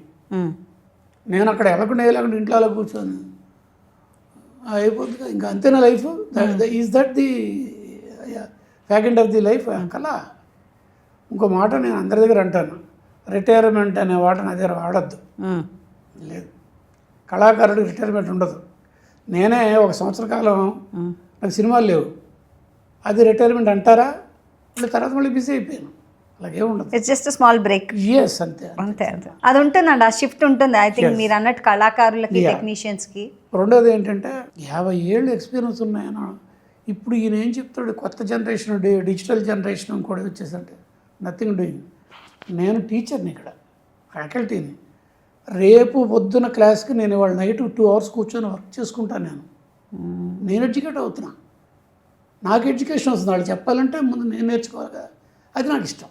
I like your update and upgrade version. అంతే కదండి, అప్డేట్ అండ్ అప్గ్రేడ్, లేకపోతే మనం స్టేల్ అయిపోతాం. డెఫినెట్గా అప్గ్రేడ్ వర్జన్లో ఏఐ వస్తుంది అంటారు. అసలు ఆర్టిస్టే ఉండడు, ఎడిటింగ్ ఉండదు, అంతా ఏఐ చేస్తుంది అని అంటున్నారు. దీని గురించి చెప్పాలి, as a cinematographer, as a director. Already మా ఇన్స్టిట్యూట్లో ఇవన్నీ మీరు చెప్పినవి చేసేసారు. మా ఇన్స్టిట్యూట్ ఏఐ ఇన్స్టిట్యూట్. ఇప్పుడు ఏఐ ఇంటిగ్రేషన్ అన్ని కోర్సులు చేస్తాం. ఓకే, సినిమాటోగ్రఫీ ఏఐ లింక్ చేస్తాము, యాక్టింగ్, నవరసాలు ఏంటని చెప్పేస్తాము, ఏఐ పెట్టి డైరెక్షన్ అన్నిటికీ వచ్చేసింది మాది. ఏఐతో ఉన్న FTH అండ్ ఎక్కువ మంది జాయినింగ్ కూడా ఉంది. సో అన్నీ ఉన్నా కూడా ఒకటి, వీటన్నిటికి మూలం ఏంటండి, మేధస్సు. ఏఐ కూడా మేధస్సు ఎక్కడి నుంచి వచ్చింది? అక్కడ అంగారగ్రహం నుంచి ఏం దిగలాగా, అది దాన్ని ఏమంటారు, UFOలు. మనిషినా కూడా. ఇప్పుడు మనం లైబ్రరీ అంటాం కదా, లేదా సూపర్ బజార్ అనుకోండి. సూపర్ బజార్లో ఎక్కడ లేని సామాన్ ఒక చోట తేవడం ఉంది కదా. మన చిన్నప్పుడు ఏంటి, కౌంట్ కొట్టు అనేవాళ్ళం, అక్కడికి వెళ్ళి తెచ్చుకునేవాళ్ళం. సూపర్ బజార్లు ఉన్నాయా? అప్పుడు లేవు. కొన్ని 100 కౌంట్ కొట్లకు సూపర్ బజార్ అయిందిగా. ఇలాంటి కొన్ని వేల సూపర్ బజార్లు ఇప్పుడు ఏఐ ఫాస్ట్ టెక్నాలజీ డెవలప్ అయింది, ఇంటిగ్రేషన్ అవుతుంది. టెక్నాలజీ ఇంటిగ్రేషన్ అవుతుంది, అన్ని అడ్డమే కాకుండా డే 1 నుంచి హిస్టరీ, ముందు నుంచి హిస్టరీ, తర్వాత నుంచి ఇప్పటి వరకు ప్రతి పాయింట్ ఒక చోట నిక్షిప్తం చేసి క్షణాల మీద లాగగలిగిన టెక్నాలజీ ఏఐ. అందువల్లే దాని మోజులో ఉన్నాయి ఇప్పుడు. Okay, yes, there are some limitations ఉన్నాయి. ఓన్లీ డిస్టార్షన్స్ ఉన్నాయి. నిన్నే అది చూశాను, శంకర్ డైరెక్ట్ చేసిన సినిమా ఒకటి ఉంది కదా, రజనీకాంత్ గారిది. అవును. నేను అప్పుడే చెప్పా, రజనీకాంత్ గారు శంకరు సినిమా ఆయన ఇప్పుడు చూశాడేమో, నేను ఇంతకంటే ముందే 20 సంవత్సరాల ముందు నేను ఒక సినిమా చూసాను, డెమన్ సీట్. అది చూస్తే మైండ్ డిస్టర్బ్ అయిపోతుంది. ఆర్టిఫిషియల్ ఇంటెలిజెన్స్తో ఒక సైంటిస్ట్ ఇంటిని కంప్లీట్ కంట్రోల్ చేసుకుంటాడు. ఎవరైనా డోర్ ఓపెన్ అవుతుంది, ఇంకోటి ఎవరో వస్తే ఆయన వస్తేనే, ఆయన చూస్తేనే ఓపెన్ చేస్తుంది, వాళ్ళ వైఫ్గా ఓపెన్ చేస్తుంది. ఈ లైట్ ఇలాగ ఉన్నప్పుడు ఇది తెలివి మీరద్ది. అంటే మామూలు ఇంటెలిజెన్స్ కాకుండా ఆర్టిఫిషియల్ ఇంటెలిజెన్స్ వచ్చేసి హ్యూమన్ టైప్ ఆఫ్ టెండెన్సీ వచ్చేసి ప్రొఫెసర్ వైఫ్ మీద కన్నేసి ఆవిడ్ని సెడ్యూస్ చేసి ప్రెగ్నెంట్ చేస్తుంది. డెమన్ సీడ్ ఎప్పుడు చూసాను నేను, చూసి 40 సంవత్సరాలు అవుతుంది. అది భయంకరంగా ఉంటుంది ఆ డెలివరీ అయిన చైల్డ్. అది చేసే చేష్టలు డెమన్ సీడ్ కదా, డెమన్ సీడ్. అదే ఇప్పుడు జరుగుతుంది. ఇప్పుడు మొన్న కుర్రాడు చెస్ చేస్తుంటే కొట్టేసింది చూశారు కదా, ఏఐ ఇంకెక్కడో కొట్టేసింది, ఫైట్ చేసింది. ఏంటంటే చిప్లో ఏదో డిస్టర్బెన్స్ అవుతుంట, మాల్ ప్రాక్టీస్ ఇది అంటారు. అవును, యాక్చువల్లీ ఒక మొత్తం సూపర్ మార్కెట్లో ఏఐస్ మాట్లాడుకుని ఒకళ్ళనొకళ్ళు కొట్టేసుకున్నాయి. వస్తాయి ఎందుకు డిస్టార్షన్స్. ఇప్పుడు మాల్వేర్ అంటాం కదా, ఇంకేదో అంటాం కదా, రకరకాల. రేపు పొద్దున్న ఉద్యోగాలు పోగొట్టుకొని రోడ్డు మీద పడ్డ కొన్ని వేల మందికి ఎవడో ఒక చోట ఎవడో ఒకటి నాలంటాడు. నేను మొత్తం ఏఐ అంతా కూడా పనిచేయకుండా చేయొచ్చేమో, అప్పుడు ప్రపంచం ఎలా ఉంటుంది? ఇదేంటండి, ఒక సైన్స్ని వెల్కమ్ చేయాలి కదా ప్రోగ్రెసివ్గా, అంటే చెయ్యాలి కాదని అంటలేదు. Not at the cost of the human లైఫ్ని ఆర్టిఫిషియల్గా చేసేస్తేలాగా. It's still artificial. ఆర్టిఫిషియల్. దీనివల్ల మనకు వచ్చేది ఏంటంటే కొన్ని జనరేషన్, కొన్ని డికేట్స్ అయ్యడానికి, నేను ఇప్పుడు 5 డికేట్స్ కదా నేను ఓల్డ్, అంటే అది ఇంకో 5 డికేట్స్ 10 డికేట్స్ తర్వాత మనకు ఆలోచించే శక్తి పోద్ది. దానికి కూడా ఏఐ రావాల్సిందే. ఏఐ లేకపోతే కాళ్ళు చేతులు ఆడవు, అన్నీ పోతాయి. టోటల్ ఆలోచన శక్తి జీరో అయిపోద్ది. మెషిన్. అదే చేస్తుంది ఇప్పుడు ఏఐ, మన ఆలోచించనివ్వకుండా చేస్తుంది. దానికి ఎవరు వర్షన్ వాళ్ళది. నేను ఇలా మాట్లాడతాను, అవతల అంటే మీ మేధస్సు మీకు లేక మేధస్సు ఉన్న వాళ్ళ మీద ఏడుస్తారేంటి అని అన్నారు నాతోనే. పక్కనే ఒక ఆయన ఇంటి పక్కన ఈజ్ ఏఐ ప్రొఫెసర్. అంటే నేను చెప్పాను, గుర్తుపెట్టకుండా దత్తు గారు ఏదో ఒక రోజున ఏఐ వల్ల జీవనోపాధి పోగొట్టుకుని కోట్ల మంది రెడీ అవుతారు కదా, అందరూ మైకేల్ జాక్సన్ దీంట్లో గోష్ఠులు వస్తారు కదా తెలుసు, అలా వచ్చి మిమ్మల్ని తరిమి కొడతారు. ఏంటి అలా చేపిస్తున్నారు అన్నాడు. It is going to happen అని ఊరికే. అంటే too much of technology destruction is definitely. ఎంత అవసరమో అంతే ఉపయోగించాలి. నేను అందుకనే మా సినిమాటోగ్రఫీలో చెప్తా, కెమెరా ఇంపార్టెంట్ కదా, సోనీ కెమెరా, క్యానన్ కెమెరా, ఇంకోటి కెమెరా, పానావిషన్ కెమెరా కాదు, the man behind the camera is important. గట్టిగా చెప్తున్నాడు. ఆయన విజన్, ఆ లెన్స్లోంచి ఈయన ఒక రకంగా చూస్తాడు, ఎంవీరుగా ఒక రకంగా చూస్తాడు, పీసీసీలో ఒక రకంగా చూస్తాడు, రత్నంలో ఒక రకంగా చూస్తాడు. Same camera, same film. మరి మిగిలిన వాళ్ళు ఏంటి? The way you see the creativity, అది కదా counts. Yes, creativity can never be in AI. ఎలా ఉండబోతోంది future of cinematography and cinema? Because ఇప్పుడు షార్ట్ ఫిల్మ్స్ అతి తక్కువ 30 seconds mileage of Instagram reels, shorts వరకు వచ్చేసింది. పేషెన్స్ లేదు ఎవరికి, పెద్ద కథలు చూసే ఓపికలు లేవు. అంత ఇన్స్టెంట్ ఎనర్జీ కావాలి, ఇన్స్టెంట్ గ్రాటిఫికేషన్ కావాలి, అన్నీ ఇన్స్టెంట్గా కావాల్సిన ఈ సమయంలో ఎలా ఉందంటారు కథల పరిస్థితి? ఇన్నోవేటివ్గా ఉన్నారండి. ఇప్పుడు ఈ రోజున ఎవరికి తెలిసిన మంచి మార్కెట్ కంటెంట్ క్రియేటర్స్కి ఎక్కువగా మార్కెటింగ్. అందుకనే అదొకటే కాదు, ఏఐలో ఇంకో గొప్ప విషయం అందరూ తెలిసిన వాళ్ళకి నాకు తెలియదు, ప్రాంప్టింగ్ అనేది ఒకటి ఉంటుంది. మీరు ప్రాంప్టింగ్ సరిగ్గా చేయగలిగిన దమ్ము, విషయం ఇద్దరు లేకపోతే ఏఐ కూడా ఏం బాగుండదు, అసలేం బాగుండదు. కరెక్ట్ ప్రాంప్ట్ రావాలి. ప్రాంప్టింగ్ ఇంజనీరింగ్ దానికి సెపరేట్ కోర్సులు అవన్నీ. ఈ మాట ఎలా పెడితే ఒక రకంగా ఉంటుంది, ఈ మాట ఎలా పెడితే ఇంకో రకంగా ఉంటుంది. అంత డీటెయిల్స్కి వెళ్ళాలి. But all said and done ఒకటి మాత్రం ఏంటి, ఆ ఇమేజింగ్ నేను ఇష్టపడను. ఏ ఇమేజింగ్ అసలు ఇష్టపడదు మనిషికి. నేను ఎందుకు చెప్తానంటే, కొచ్చే దయ అనేది సినిమా వచ్చింది కదా రజనీకాంత్, ఎందుకు ఫెయిల్ అయిందండి? మరి సూపర్ స్టార్ అసలు రజనీకాంత్ గారు ఉంటే చాలు కదా. అలాంటిది మరి ఆయన్ని ఆర్టిఫిషియల్గా చూపించే సినిమా ఎందుకు చూడాల? మన మనసులో ఒప్పుకో, రజనీకాంత్ లైవ్, ఆయన అవతార్, ఆయన వేరు, ఆయన బొమ్మని మిషన్ అదే కదా, అది సక్సెస్. ఎప్పుడైనా కూడా ఇది ఒరిజినాలిటీ వేరు కదా, ఇదేమో మెషిన్ మేడ్. ఇదేమో ఆర్గానిక్. కరెక్ట్. ఇలా తేడా ఉంది కదా. ఫాస్ట్గా వచ్చేస్తుంది కాబట్టి కళ్ళెదుటి ఇలాగ మోడీ అంటారు కదా, హోమ్ ఫట్ అనగానే ఇలాంటి పౌడర్ ఎట్లా జరిగారు సినిమాలు అలా వచ్చేస్తుంది కాబట్టి యూఆర్ ఎంజాయింగ్ ఇట్. ఇలా కొడితేనేమో సబ్జెక్ట్ ఇచ్చేస్తుంది, ఇలా కొడితే మ్యూజిక్ ఇచ్చేస్తుంది. ఇది కాదండి వాయిస్ ఇచ్చేస్తుంది. టెంపరీ గ్రాటిఫికేషనా? మేము క్లోన్ చేసామండి. మా స్టాఫ్ని ఒక అతను 3 నిమిషాలు లెంత్ తీసుకున్నాము అంతే, చాలా అతను నువ్వు పక్కెళ్ళిపో. మేము ప్రాంప్టింగ్ స్క్రిప్ట్కి ఇస్తే మేము చెప్పిన స్క్రిప్ట్ అతను మాట్లాడేస్తున్నాడు. అతను కాదు మాట్లాడేది, క్లోన్ మాట్లాడుతుంది. కరెక్ట్. ఎక్కడికి వెళ్ళిపోతుంది రేపొద్దున ఈ క్లోన్ తీసేసుకుంటే అవతల అతను ఏం చేస్తాడు, వెళ్ళిపోయిన అతను పుడిపోయిందిగా. కరెక్ట్. అలాంటి వాళ్ళు ప్రపంచం మొత్తం మీద కొన్ని కోట్ల మంది తయారవుతారుగా. ఆ ఫోర్స్ ఎలా ఉంటుంది? చాలామంది అంటుంటారు యాంకరింగ్ ఇంకా అవసరం ఉండదండి, మీది పెట్టేసి మేము ప్రాంప్ట్ ఇచ్చేస్తే అదే చెప్పేస్తుంది. జరుగుతుంది, మేము చేసాం. మేము చాలా న్యూస్ రీడింగ్ అలాగే జరుగుతుంది ఏఐతో. చాలా చేస్తున్నాం, కానీ ఒకటి మాత్రం కరెక్ట్, ఆ ఇమేజింగ్ ఆర్టిఫిషియల్గానే ఉండదు, కలర్ కానీ రియలిస్టిక్గా ఉండదు. మన ఫోటోగ్రాఫ్ తీసినట్టుగా ఉండదు. దాంట్లో మనం కొన్ని 100,000 సినిమాలు మనమే చేసాం కదా. నేను చేసిన స్వాతిముత్యం లాంటి ఇమేజింగ్ ఎంత గొప్ప ప్రాంప్టింగ్ ఇచ్చినా అక్కడ స్వాతిముత్యం రాదు, అదేదో ఇంకో రకమైన ముత్యం వస్తుంది, స్వాతిముత్యం రాదు. ఏఐలో ఆర్టిఫిషియల్ ముత్యం వస్తుంది, స్వాతిముత్యం అక్కడ వస్తుంది. టెక్నాలజీ మీరు ఆపలేరండి అడ్వాన్స్మెంట్ని. ఎంత టెక్నాలజీ డెవలప్ అయినా human touch is human touch. నేను సైంటిఫిక్ రీజనింగ్తో పాటు ఆలోచించే మనిషిని కాబట్టి నా అభిప్రాయాలే నా పర్సనల్. ఈ రోజున జరుగుతున్న అన్టైమ్లీ రెయిన్స్, క్లౌడ్ బర్డ్స్, అక్కడ ఇది ఫారెస్ట్లు తగలబడిపోతుంది, ఏం సంబంధం లేకుండా ఇంకొచ్చడు ఏదో అయిపోతుంది, ఇవన్నీ ఇంతకుముందు చూడలేదే. కారణం ఏంటి? ఈ సైన్స్ డెవలప్మెంట్, మిజైల్స్ అది ఇది, భూమిలో ఉన్న సారానంతా బయటకు పెట్టేసాము కదా. మొత్తం బయట పెడితే global warming, climatic conditions, extra development of science is a virus to the planet earth అని ఒక మనిషి అనుకుంటే, ఒక ప్రాణి అనుకుంటే, మదర్ ఎర్త్ ఒక తల్లి అనుకుంటే, దానికి క్యాన్సర్, వైరస్ అన్నీ పట్టేస్తున్నాయి because of science and technology. So nice అండి రఘు గారు. నాకు చాలా ఆనందమైన విషయం ఏంటంటే 50 years అన్ని సినిమాలు చేశారు, అంత ఎక్స్పీరియన్స్ మీకు. అండ్ కెమెరాతో అవలీలగా ఎంతో అద్భుతాలని చూపించిన మీతో చాలా తక్కువ టైం ఇది నాకు మాట్లాడడానికి పాడ్కాస్ట్లో. కానీ ఆ 50 years మీరు కంప్లీట్ చేసుకున్న ఈ సందర్భంలో in this field of cinema and cinematography మిమ్మల్ని పిలవాలనే ఒక చిన్న మంచి ఉద్దేశంతో పిలిచాను ఇక్కడికి. And thank you very much for coming అండి. నా 50 సంవత్సరాల total film journey out of the way, outside inside అంతా కలుపుకొని MV Raghu film diaries YouTube అది చూడండి.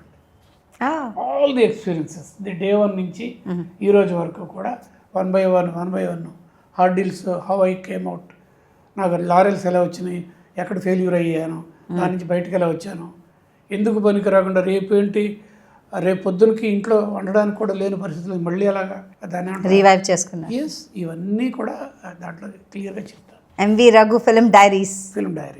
Fantastic. We are watching those diaries యూట్యూబ్లో. అది బెస్ట్ అండి, ఫర్ ఎవర్ అందరికీ available. And thank you so much for coming అండి, చాలా సంతోషంగా ఉంది. My pleasure. మీ ప్రేక్షకులకి, మన ప్రేక్షకులందరికీ best wishes. Thank you so much. Thank you.